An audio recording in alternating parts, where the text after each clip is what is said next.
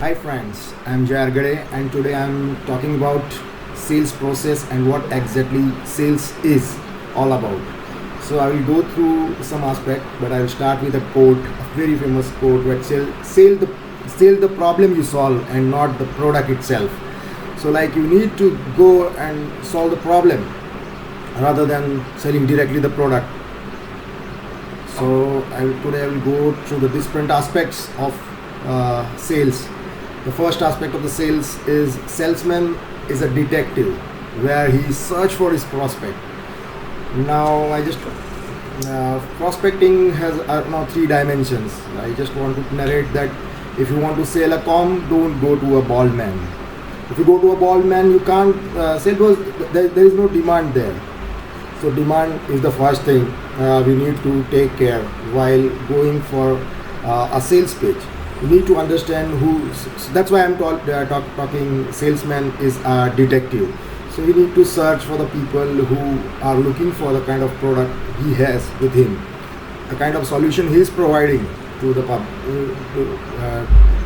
So first thing is search for the person who is in need of the service or who is in a problem, who is in trouble, and you can take him out of it. So the first part is, of course, searching for the demand. The second aspect of the prospecting is budget. So you must have seen a lot of beggars standing around the malls and who are very hungry. So they definitely have demands for the food, but then they don't have budget to buy. So as a salesman, they can't be your prospect. So the second aspect of the sales is budget.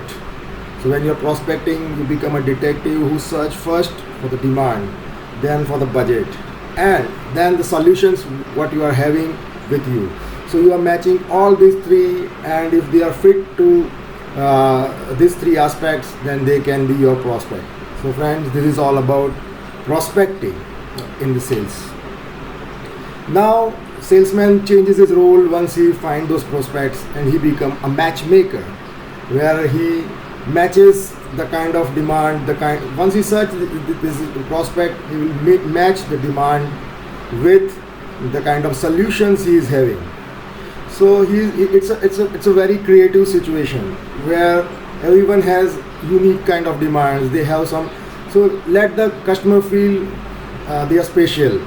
Show them your care about them. Show them the customized options. Give them some options rather than giving straight away the solution. Although you know that the best solution you have for the particular problem is exactly this, but don't go directly with that solution. Rather than go and show them multiple options.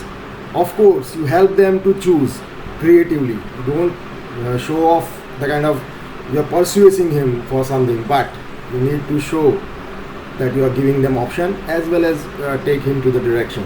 So this is all about matchmaking. It's definitely comes up with the experience. It's an art, but the second most important aspect of sales is matchmaking. So salesman is a detective, then it comes to matchmaking, and then a little I have chosen a little odd word, but salesman is a stalker.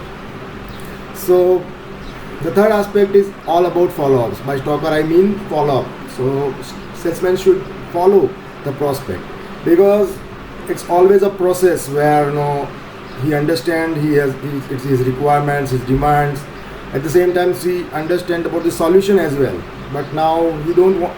There's always a hitch between taking a decision and thinking. So this thinking process is very important, and where we can influence creatively or articulately. You should not follow them like a stalker, but at least salesman is a stalker as such. So there should be a very creative thing, like there are soft skill involved where you greet them with the seasons, you greet them for the festivals, discuss them about their personal thing. Of course, it's very person to person, where how personal you can be with some person, it's always person to person, but a salesman can try to get into some personal details. So every time when you are following up with them, it should not feel like it is always asking for the demand or it is always asking for the orders. Rather than they should feel like somebody has called. When you are calling to him or her, it's always about the kind of business you're talking about, but then you cannot always ask for the same business all again. So you should be very creative, you should be new in approach every time when you are following up. So salesman is a stalker, of course it's not a good word, but then that's one I came to. And then salesman become a negotiator. So negotiation is always, we do it always in our life, when we're dealing in day to days, like what to eat, what not to eat. So your tongue negotiate with you for the tasty food, and your stomach or overall your health asks for the healthy food. So there is always a negotiation where we always select something, sometimes in this direction, sometimes in that direction. So it's always about negotiation in our life. But when it comes to sales, yes, you have to know about your BATNA. BATNA means best alternative to negotiated agreement. So you should know where to stop. You should know where is your limit. You should know how much I can move from here to here. So you should have your space, and you know the boundaries of your space. So that's the main part about the negotiation. Then when you are negotiating, you should know who are the person and what's the process at the institutes, because everywhere, when in every sales situation, the people and processes are different. When you're dealing with vice president of an organization, and when you're dealing with a salesman of the organization, there's always a difference in terms of tone, in terms of discussion, in terms of technicalities. So you should know who the person is. So people and the process, that you should be aware about it. Then try to build a rapport. When you start a negotiation, start with a small talk, maybe talking about the weather for the day, maybe talking about some or the other events happening around, some current affairs or some other aspects around, and then slowly get into. So it should not feel instead of plunging directly inside, you should prepare yourself. You should make the environment where you can be easy, and then listen very, very actively. Listening is an art in terms of negotiation, because listening gives you a hint how much a person is craving for the product, or for craving for the solution.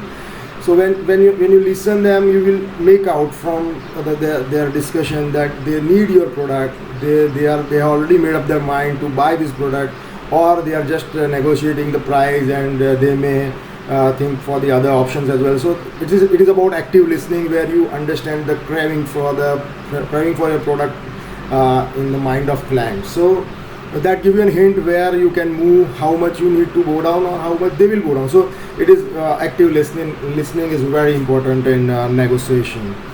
Then always go for smart trade-offs. So it should be a win-win situation, where you have it is not about pricing all the time. When negotiation happens, like people say that it is all about reducing the price, matching the price. So negotiation is not about price, but give smart trade-offs. Rather than giving them pricing negotiation, give them some additional offerings, additional services which can be useful, which they feel like. So instead of negotiating on price, give them some other trade-offs which are interesting to them. So that's that's a very important part of negotiation. Beware anchoring bias. When you're negotiating, especially about pricing, don't plunge into a number from your side beforehand, because when you start with a kind of number beforehand, all the discussion, maneuvering around those numbers all the time, and that become a kind of benchmark. People talk about, maneuver around, discuss about. So that will be an anchoring bias from your side. So you should be very careful about giving away the kind of pricing part at a very early stage. And if you are confident about the product or solutions, then always offer contingent contract. So if we fulfill your demands, we will give you a foolproof solution. But if we can't, then we'll compensate by something like monetary, non-monetary, something else. So so they feel good about it. So negotiation, always, if you're confident about your product, give the kind of contingent contract as well. So that's all. That's a negotiation. So, and last but not the least is, when the negotiation completes, just plan and execute. Don't delay the process. So negotiation, it's a prompt action from your side is a kind of key. So this is about negotiation. So now we are coming to off again. So once negotiation happens, of course, salesman's work is over. That it's sold. But no, my friend, here the most critical aspect left behind, and that's where I have seen in my life that most of the sales people fail, is after sales services, after sales relationship. This after sales relationship is the only thing you will take you long way. In a way, it will make you make a salesperson a great salesperson.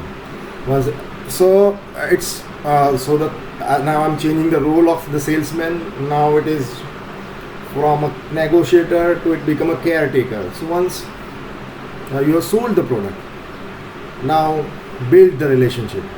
Now they will not see you as a person that who is coming to asking for the money. Now when you are going there again and meeting them or contacting them over phone or emails, it's always they feel about this now the deal is over. So now it is not about money. He is coming to me to offer something. So that's where the relationship building starts, and there you can build a very formidable relationship which will take you a long way.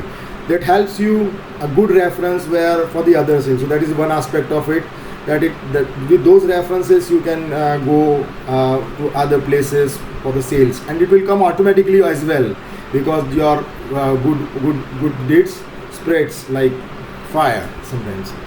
So, and always if your product required training, always facilitate the training to them. Make your product very they can utilize it fully. So make them use your product, and always take feedback. So after sales is a very important, like caretaker, always take feedback, like how you feel about it, what changes required. That is always a key for your next product or say next solution all the time to develop in a development. So it is always important for a new product development. The feedbacks are very crucial.